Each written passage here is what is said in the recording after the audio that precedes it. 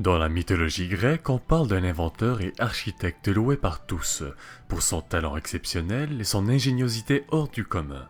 Il s'appelait Dédale, et il est surtout connu pour avoir été celui qui a imaginé et construit le labyrinthe dans lequel le puissant Minotaure était enfermé. Dédale est un Athénien qui descendait du premier roi mythique d'Athènes, le roi Kékrops. En plus d'être un inventeur et un architecte hors du commun, il était également sculpteur et artiste dont le talent dépassait l'entendement. Les anciens Grecs attribuaient même à Dédale le développement de l'architecture et de l'art en général.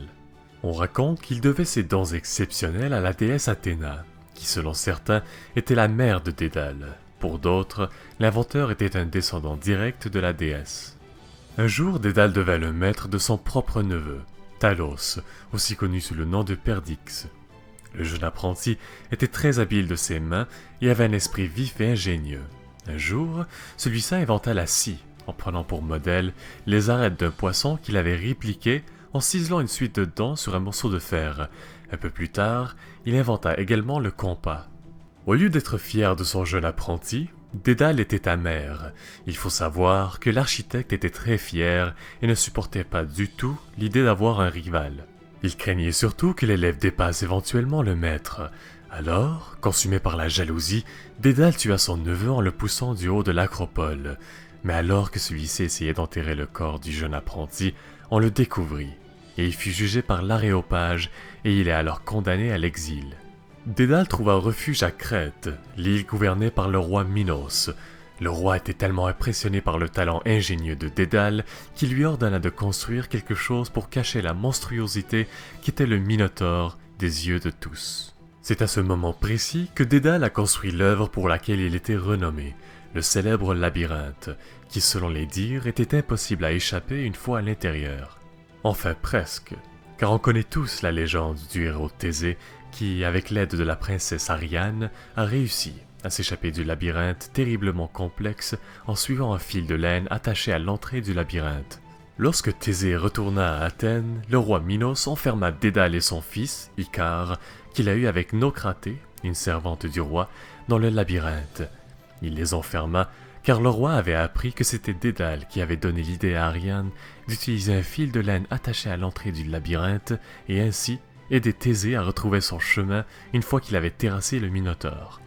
Dédale, étant l'inventeur du labyrinthe, savait très bien que la seule façon d'échapper était par la voie des airs.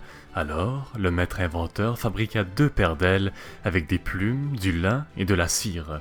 Il avait obtenu ces matériaux en faisant croire au roi Minos qu'il en avait besoin pour lui confectionner un cadeau unique. Lorsqu'il avait finalement fini de créer les 2 paires d'ailes, il offrit à son fils, Icare, quelques conseils essentiels pour l'aider. Il recommanda à celui-ci de ne pas voler trop haut, car la chaleur du soleil pouvait faire fondre la cire qui maintenait les plumes ensemble. Il lui conseilla également de ne pas voler trop bas, car l'humidité de la mer pouvait alourdir les ailes. Malheureusement pour Icare, il avait tout oublié des conseils de son père une fois qu'ils prirent leur envol. Il était si enivré par l'ascension qu'il vola de plus en plus haut. Et il atteint un point où le soleil fit fondre la cire. Les ailes s'étaient défaites et il piqua vers la mer où il se noya. Aujourd'hui, il existe une mer au sud-est de la Grèce qui a son nom pour rendre hommage au jeune homme, la mer Icarienne. Ce mythe nous apprend à mener une vie qui s'aligne avec nos propres capacités et de savoir comment gérer nos ambitions. En effet, il peut être dangereux d'avoir une ambition démesurée car cela peut causer notre perte. Mais il ne faut pas non plus se laisser aller en menant une vie sans aucune ambition car cela limite notre potentiel et nous empêche d'avancer. Alors voilà, ceci conclut la vidéo d'aujourd'hui. Merci à tous de l'avoir visionnée et j'espère qu'elle vous aura plu. Si c'est le cas, n'hésitez pas à partager la vidéo et à vous abonner à la chaîne. Et si vous avez des suggestions pour d'autres mythes ou des légendes que vous voulez que je couvre éventuellement, n'hésitez pas à me le faire savoir dans les commentaires. Je les prends tous en note. Sur ce, merci encore à tous et à bientôt.